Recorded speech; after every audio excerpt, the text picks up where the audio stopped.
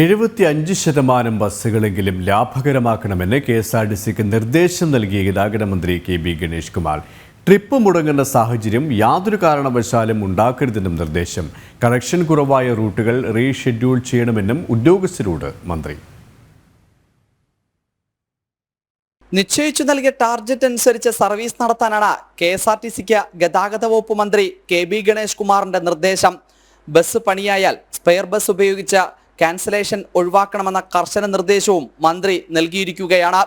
ഇതിന്റെ ഭാഗമായി യാത്രക്കാർക്കായി KSRTCയിൽ വരും മാസങ്ങളിൽ പുത്തൻ ബസ്സുകളുടെ ചാകരയാണ്.